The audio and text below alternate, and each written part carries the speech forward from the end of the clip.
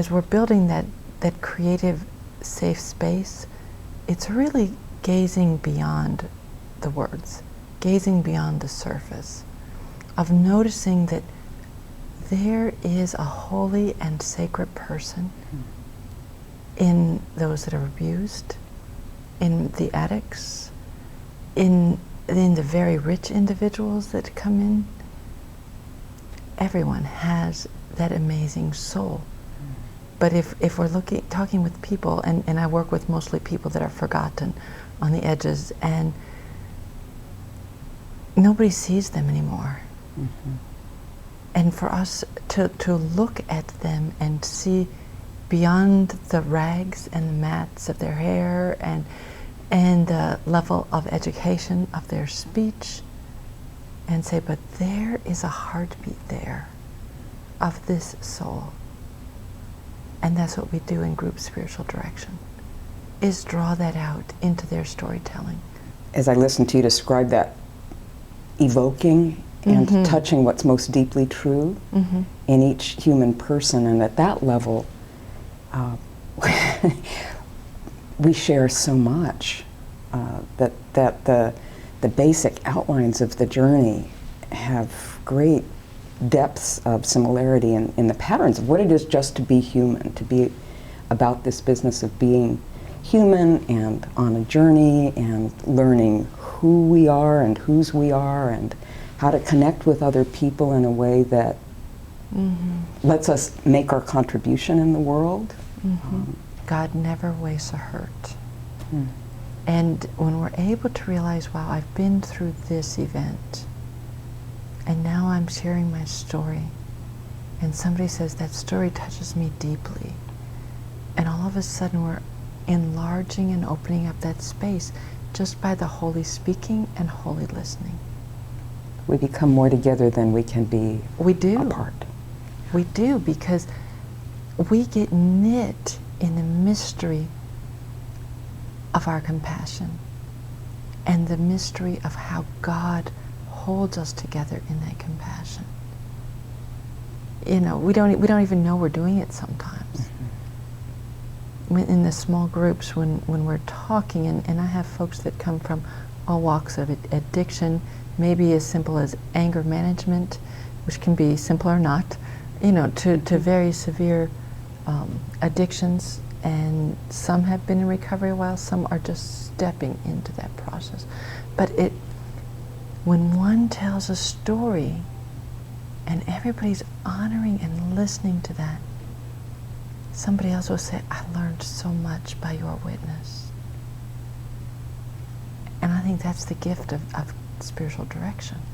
Yes. Is when we teach that skill to hold that shy, tenacious, wild soul in that safe place to tell the story. It's transformative. Absolutely. In all directions.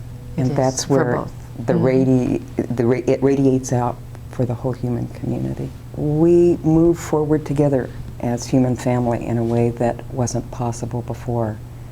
Marianne Schofield has this wonderful phrase that she uses about the art of spiritual direction. She says it's being poised toward the holy. Mm-hmm. And when we do that, we listen in that kind of a way, it's transformative. Everyone is touched.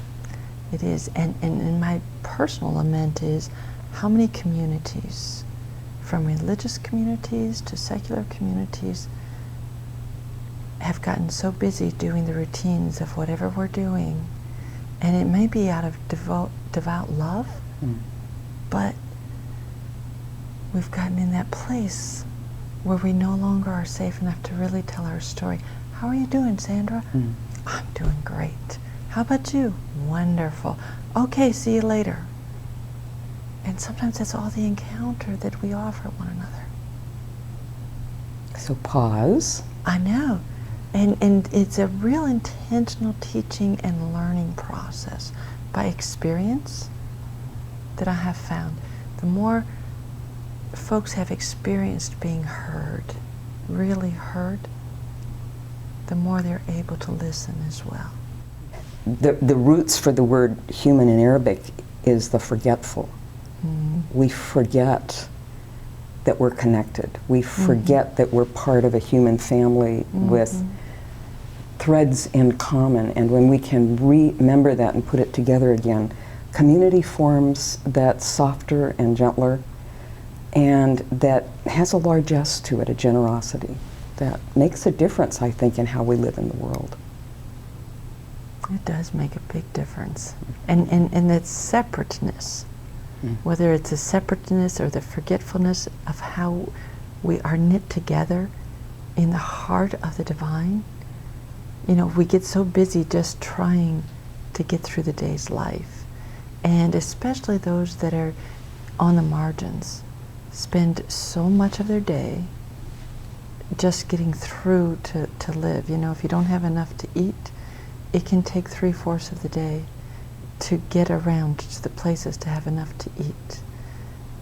And when we pause long enough and we hear a story that kind of tips us off of our center, you know, if somebody has had a very violent encounter with somebody bursting in the front door of their house and opening gunfire and spraying several people just dead in their living room, you hear that and it tips you off center from where we were compassionate before, and just enlarges that, I think.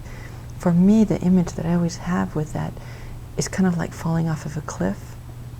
You know, you live your life on this place of the edge, but to fall off the cliff is to go into that uncertain emptiness of where the divine just holds us. That for me is the place of enlarging compassion. And when we hear those stories of one another and can be that listening holy witness, that emptiness within us that only God can fill, as Blaise Pascal said, just expands immensely into that compassion, I think. One of the assumptions that I make, and you're underlining it as I listen, is that experience of falling off the edge is one of the deeply human experiences. And yes, I know I've had my own versions of that, and having a spiritual companion there who can hold me in those places helps turn them from just heart-stopping, fear-filled places as my old constructs and understandings or sense of safety or whatever it is comes apart. And it actually becomes a very fertile edge. The edge places are places of immense fertility for exactly the kind of meeting, awakening to maybe there's no protection from life, but there's companionship in and through life, and it makes all the difference. I agree. I think it is that very, very fertile place.